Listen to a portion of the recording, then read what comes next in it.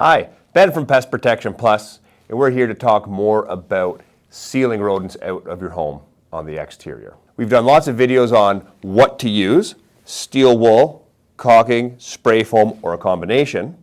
And today we're going to say where you look and how to do it.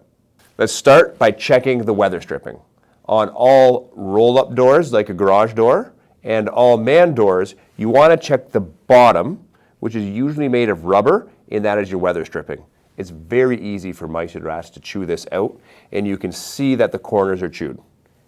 If this is open, which means you can see light from inside, or if you're using a rodent inspection tool, you can fit either end of the mouse or rat into the gap, it will need to be replaced. Weather stripping is something that you'd need to purchase from a home improvement store or have a professional install. But you don't want to do that until you're sure you've gotten rid of the infestation, because you don't want to install a new strip and have a rodent chew its way back out, which leaves you with another damaged weather strip. You can use products like a brick or something to block the area temporarily so you're not getting anything new in there, but make sure the problem's solved before changing it. As you continue walking around the house, you want to check the ceiling and the caulking around all the windows and doors. It's the bead that goes up and around that seals everything in and keeps out all of the wind and rain and makes it all waterproof. Over time, the UV is very hard on this and it can crack out. This makes it a perfect spot for a rat or a mouse to go into. Sometimes they chew a little bit more and you can actually see where they've chewed, and they get right into your wall to get access to your insulation. If that area is opened up, you want to seal that up with some caulking, or you can even use something like steel wool to temporarily block it up until you have the more permanent seal. When you keep walking around, you want to check your AC unit.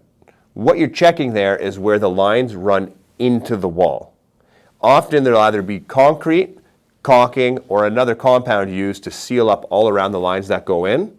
But just like the sealing around the windows, the UV can be hard on this and it can crack out, or rats and mice will actually climb up the lines and chew a hole through. If you find a hole there, again, caulking or steel wool will be your best friend to block that up. Moving around, you want to check where your gas lines go in. If you have a gas furnace, this is going to be usually going in somewhere close to your furnace room through the wall. Often it's through brick or through the foundation, and you have to check the compound around there. Just like the other ones, steel wool, caulking, or another compound like cement would work well to seal that up. When you go around, you want to check your water lines. Water lines, the most common one that we see where there's an entry point, is where your hose is connected.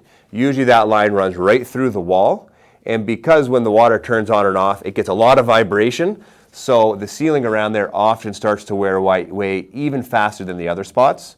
So caulking or steel wool will work very well to seal that area up. As you're walking around, the entire time you want to be checking the foundation and then anywhere that you can see just for general cracks and crevices. As homes start to settle, sometimes you'll get a break.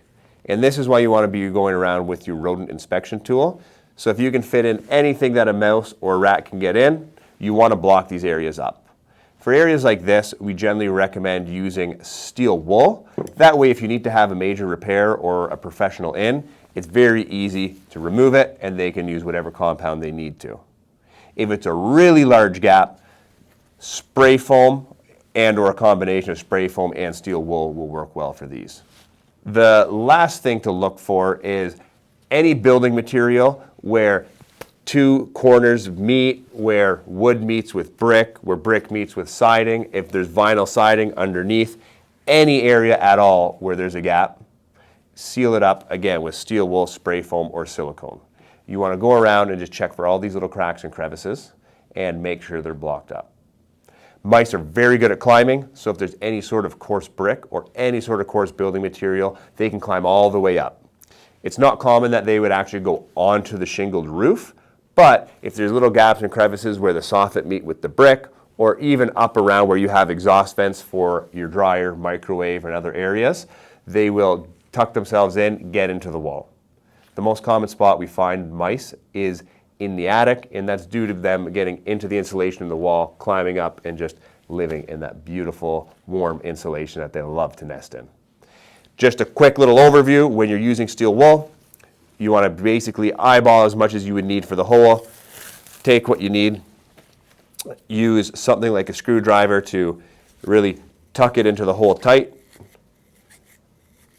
And then if you have a pair of scissors, or if you have really thick steel wool, you may need side cutters, you could trim it up just to make sure that nothing has access to pulling at it. Make sure it's tucked in there nice and tight. Again, that coarse material is very irritating for anything that's trying to chew through, and it not only blocks, it also deters. Hopefully that's very helpful. We'll continue to put more videos out on how to protect your home from rats and mice and other rodent control tips. Please subscribe and check out our other videos.